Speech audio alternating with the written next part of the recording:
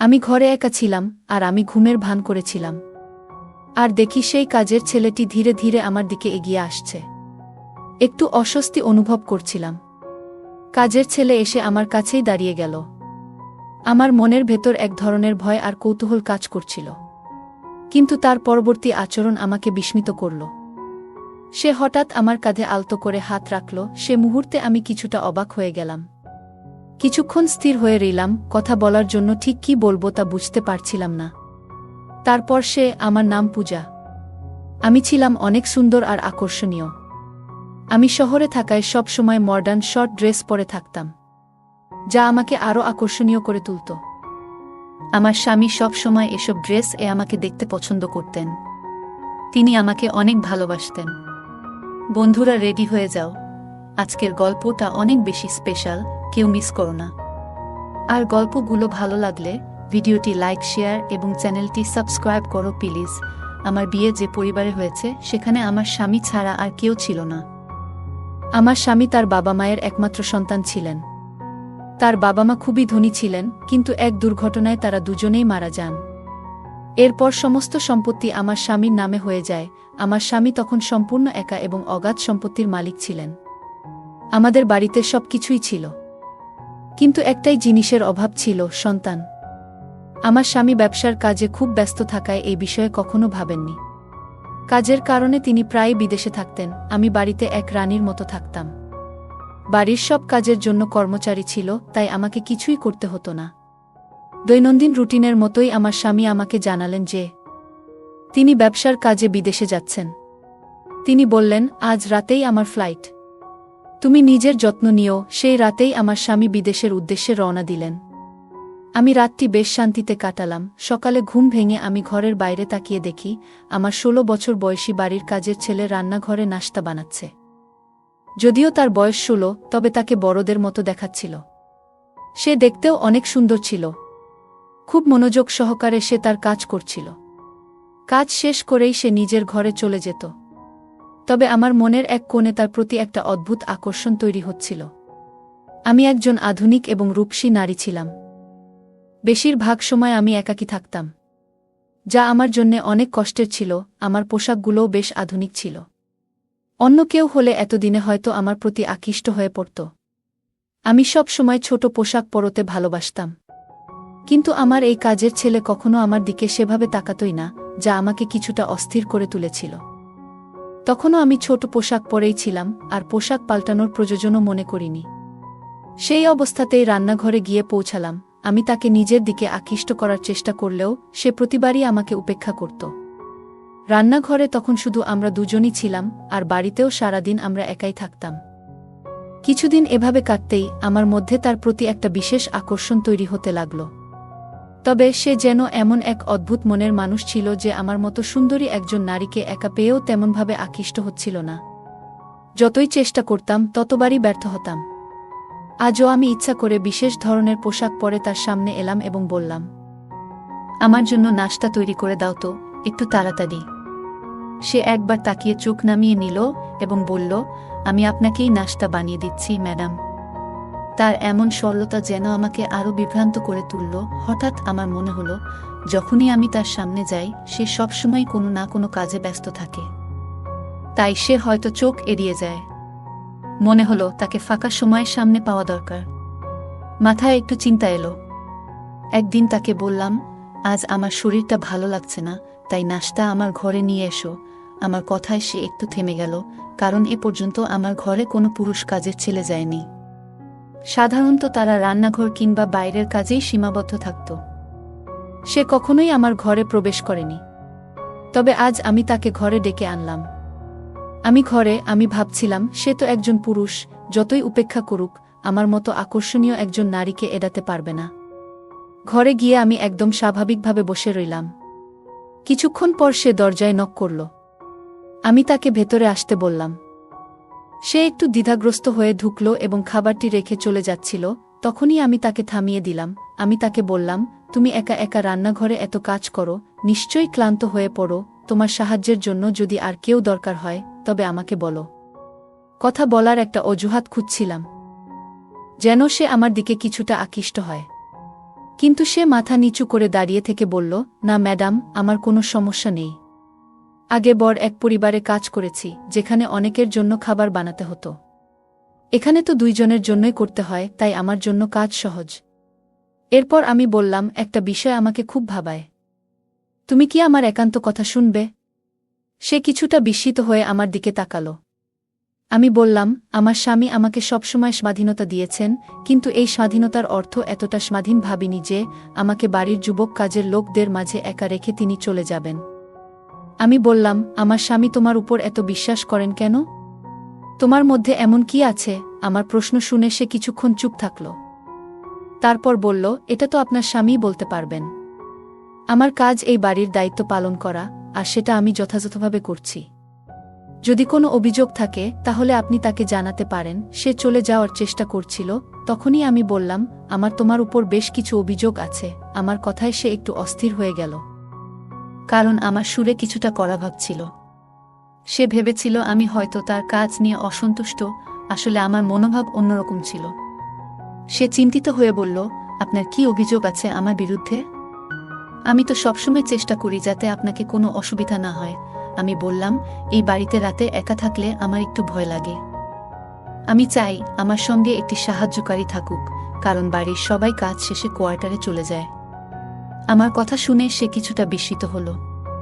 আমি ইচ্ছা করেই তাকে কিছুক্ষণ আমার ঘরে রাখতে চেয়েছিলাম, মনে মনে নিশ্চিত ছিলাম যে সে আমার দিকে বেশিক্ষণ তাকিয়ে থাকতে পারবে না। আমার সামনে খাবার ছিল, তবে তখন আমার মন সেই নতুন কাজের ছেলেটির দিকে চলে গিয়েছিল, যার বয়স মাত্র 16। আমাদের কথোপকথন চলছিল এবং হঠাৎ খেয়াল করলাম, তার দিকে তাকিয়ে থাকতে থাকতে আমার দৃষ্টি একসময় তার দিকে নেমে এলো। আমি একটু থমকে গেলাম। আমার এমনভাবে তাকানো দেখে ছেলেটি একটু অস্বস্তিতে পড়ল এবং কৌতূহলী চোখে তাকিয়ে বলল, ম্যাডাম, এসব বিষয়ে আপনার স্বামীর সঙ্গে শেয়ার করুন।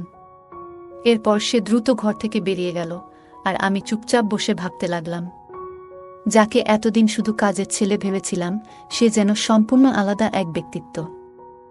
এই চিন্তা আমার মাথায় ঘুরতেই থাকল। এরপর আমি নীরবে তাকে লক্ষ্য করতে শুরু করলাম। পরদিনও আমি তাকে আমার ঘরে আসতে বলার চেষ্টা করলাম, কিন্তু সে সোজাসাপটা বলে দিল, আমি বাজারে যাচ্ছি, তাই নাশতা বাইরে করে নিন। তার কথায় আমি অবাক হয়ে গেলাম। কেন যেন তাকে নিয়ে আর কোনো আদেশ দিতে পারছিলাম না। মাঝে মাঝে সে আমাকে লুকিয়ে দেখত। একদিন দুপুরে ঘুম থেকে উঠে মনে হলো তার জীবনটা কেমন তা জানার ইচ্ছে হলো। তাই আমি কোয়ার্টারের দিকে পা বাড়ালাম, কারণ সে কোয়ার্টারে থাকে। যেন দেখার চেষ্টা করি তার জীবনযাত্রা কেমন। জানতাম সে কোয়ার্টারেই থাকে। তাকে নিয়ে আমার কৌতূহল যেন দিন দিন বাড়ছিল। আমি তখন কোয়ার্টারের দিকে এগোচ্ছিলাম, হঠাৎ দেখলাম সে ধীরে দরজা বন্ধ করছে। আমি চুপচাপ দাঁড়িয়ে তার দিকে তাকিয়ে রইলাম। এরপর সে বাড়ির দিকে পা বাড়ালো এবং সোজা আমার ঘরের দিকে হাঁটতে লাগল। সে আস্তে করে আমার ঘরের দরজা খুলল এবং ভেতরে ঢুকে গেল। আমার মন আতঙ্কে ভরে উঠল, কারণ সে নিশ্চয়ই বুঝে যাবে আমি ঘরে নেই। দ্রুত রান্নাঘরে গিয়ে লাইট জ্বালিয়ে পানির জগে পানি ভরতে লাগলাম। কিছুক্ষণ পরে সে আমাকে খুঁজতে খুঁজতে রান্নাঘরে চলে এলো। আমাকে দেখে বলল, আপনি এখানে? আপনাকে ঘরে না দেখে একটু চিন্তিত হয়ে পড়েছিলাম। আমি তাকে দেখে বললাম, তুমি কেন আমার ঘরে আমাকে খুঁজতে গিয়েছিলে? আমার প্রশ্নে সে হঠাৎ অপ্রস্তুত হয়ে গেল এবং গলা সামলে বলল, আসলে পানি নেওয়ার জন্যই গিয়েছিলাম। আজ জগে পানি রাখা ভুলে গিয়েছিলাম, তাই ভাবলাম একটা বোতল দিয়ে আসি। আমি তার দিকে তাকিয়ে রইলাম, কারণ আমি তো পানির জগটা আসলে শুধু একটা অজুহাত হিসেবে ব্যবহার করছিলাম। আমার ঘরে পানি আগে থেকেই ছিল। এরপর সে নীরবে নিজের কোয়ার্টারের দিকে ফিরে গেল, আর আমিও ঘরে ফিরে এসে দরজা বন্ধ করে চিন্তায় মগ্ন হয়ে রইলাম। এতদিন তাকে শুধু একজন কাজের ছেলের মতো দেখেছিলাম, যে সবসময় নিজের কাজ করত আর আমার সঙ্গে আমার চোখা এড়িয়ে চলত। একবার তো সে আমার ঘরে আসতে সরাসরি মানাও করে দিয়েছিল। তবে আজ হঠাৎ সে আমার ঘরে কেন এসেছিল? তার এই আচরণে আমি বিভ্রান্ত হয়ে পড়লাম এবং সারারাত এসব ভেবে কাটালাম। সে লিখিয়ে আমার ঘরে আসত আর আমি সেটা জানতামই না। পরদিন সকালেও এই বিষয়টি নিয়ে আমি চিন্তা ছিলাম। তাকে তখন সম্পূর্ণ অন্যরকম একজন মানুষ মনে হচ্ছিল। সে আজও আমার সামনে সেই একই শান্ত দৃষ্টিতে তাকিয়েছিল। এখন সে প্রায় আমার দিকে তাকিয়ে থাকে। সে মাথা নিচু করে নম্রভাবে কথা বলছিল এবং আমাকে খাবার দিয়ে আবার ঘরের কাজে মন দিল। রাত নামল, আর আমি সারা রাত এপাশ-ওপাশ করেই কাটালাম। সিদ্ধান্ত নিয়েছিলাম, এবার যদি সে আমার ঘরে আসে তাহলে আমি প্রশ্ন করব, তার আসল উদ্দেশ্য জানতে চাইব। আমার মনে হচ্ছিল, রাতে আমি ঘুমিয়ে পড়লে সে ঘরে ঢুকে কেন আসে। কিছুক্ষণ পরই দরজার কাছে পায়ের শব্দ পেলাম। সঙ্গে সঙ্গে আমি ঘুমের ভান করে পড়ে রইলাম। কিছুক্ষণ পর দরজা খুলে সে ঘরে ঢুকল। তার এভাবে ঘরে আসা আমাকে অস্বস্তিতে ফেলে দিল।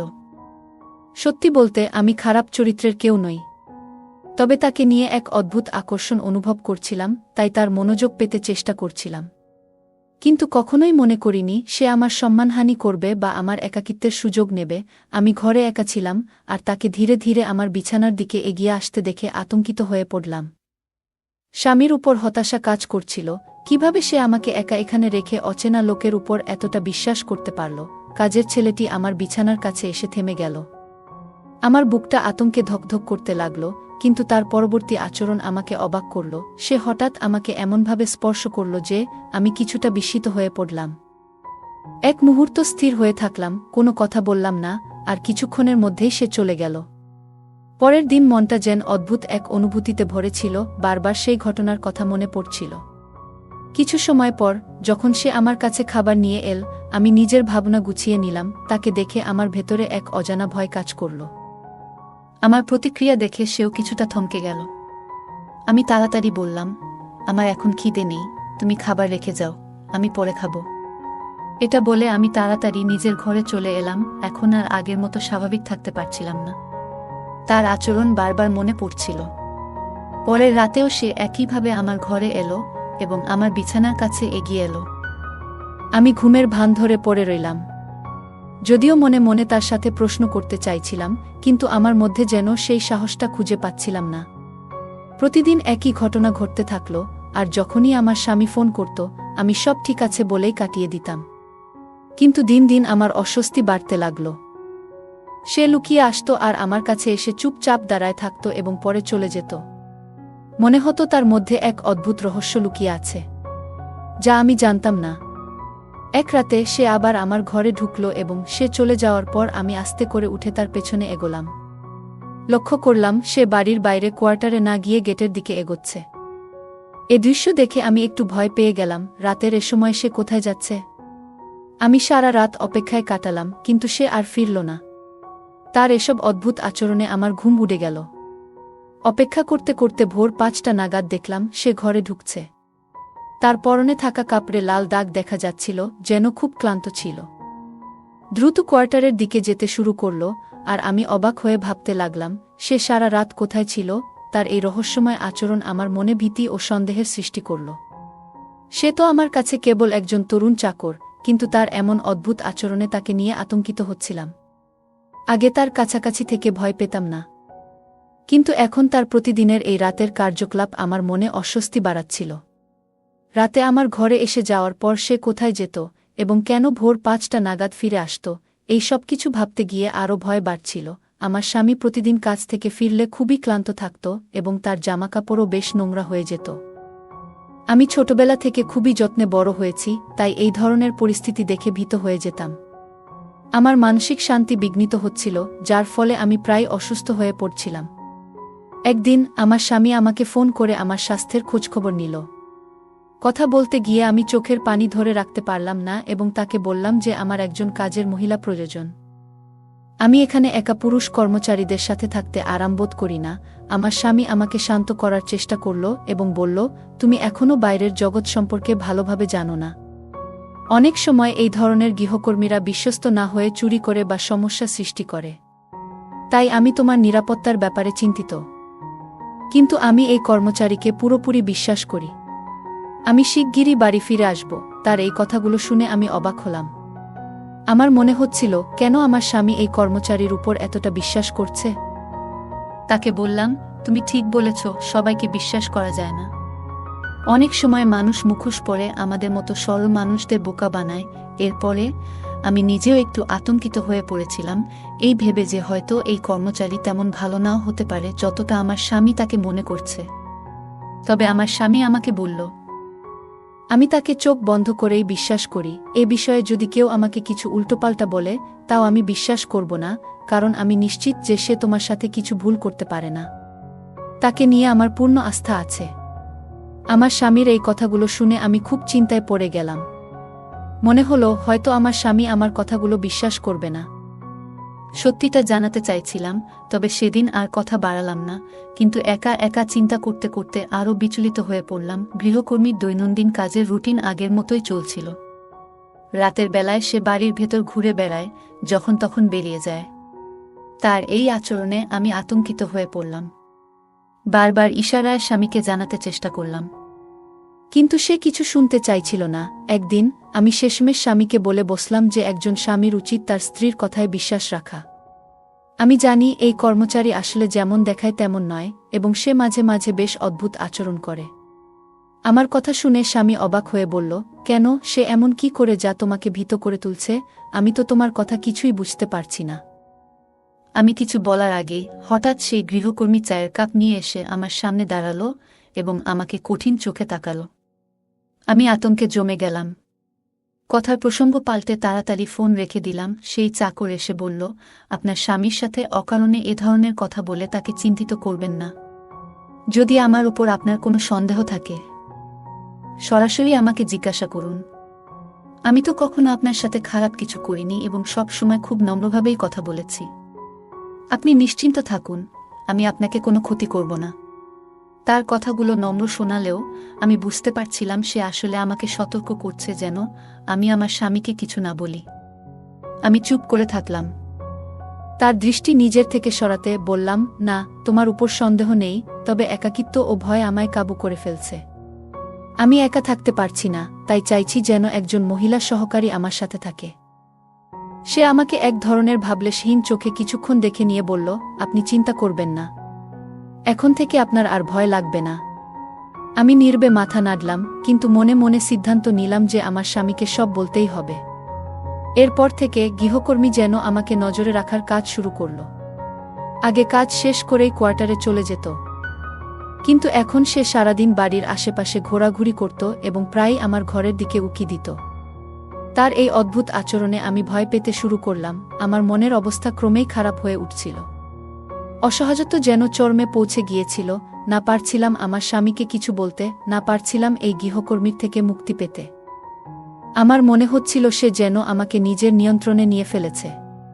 ঠিক সেই সময় আমার স্বামী আমাকে জানালেন যে তিনি বাড়ি ফিরছেন। এই খবর শুনে আমার মুখে আনন্দের ছোঁয়া এলো।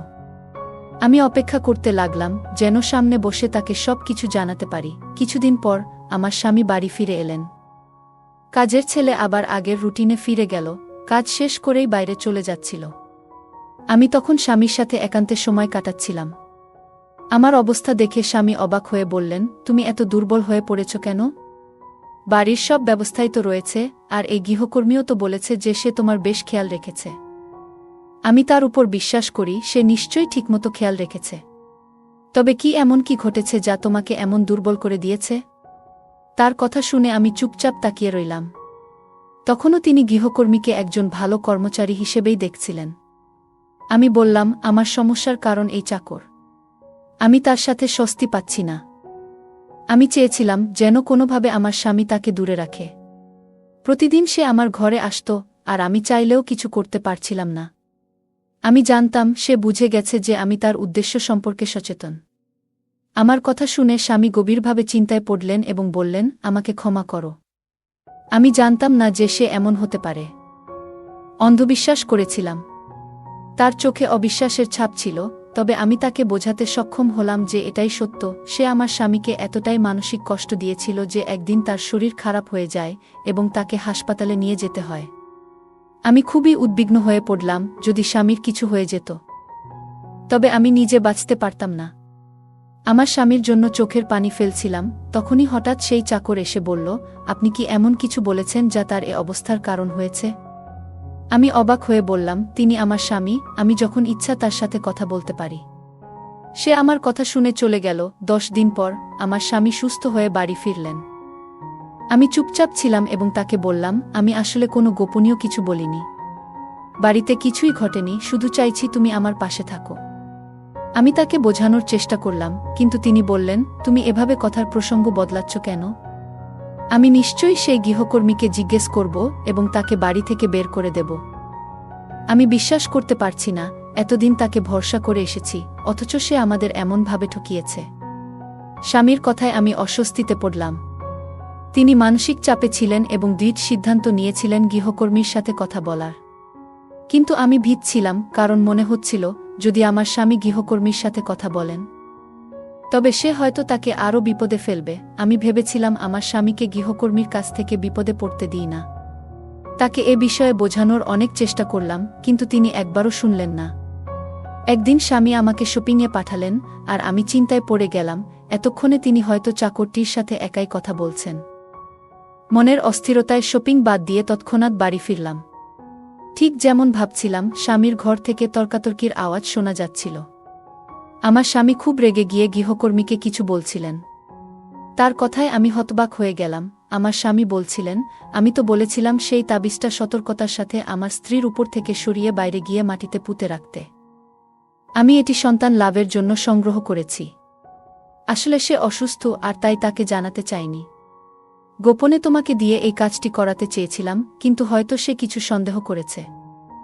এ কথা শুনে আমি কান্নাজড়িত অবস্থায় ঘরে ঢুকলাম। এতদিন ধরে স্বামী আমাকে বলেছিলেন যে তার নিজেরই শারীরিক অসুস্থতা আছে, তাই সন্তান হচ্ছে না। কিন্তু আসল সত্যি ছিল, অসুস্থ ছিলাম আমি। আমার অসুখ এমন যে চিকিৎসার পাশাপাশি বিশেষ পদ্ধতির দরকার। এজন্যই তিনি আমার অসুখের কথা গোপন রেখেছিলেন, যাতে আমি মানসিকভাবে ভেঙে না পড়ি। আমার স্বামী আমাকে অনেক ভালোবাসতেন, আমার স্বামী কখনোই আমাকে মানসিকভাবে ভেঙে পড়তে দেননি। প্রতিদিন গৃহকর্মীটি সেই তাবিজটি আমার শরীরের উপর দিয়ে নিয়ে বাইরে ফেলে আসত, যেন আমার অসুস্থতা দূর হয়। এই সত্যি জেনে আমি লজ্জায় মাথা নিচু করে কাজের সেই ছেলের কাছে ক্ষমা চাইলাম। এরপর আমি ডাক্তারের পরামর্শে চিকিৎসা করালাম, এবং কয়েক বছর পর আমার মা হওয়ার সুসংবাদ এলো।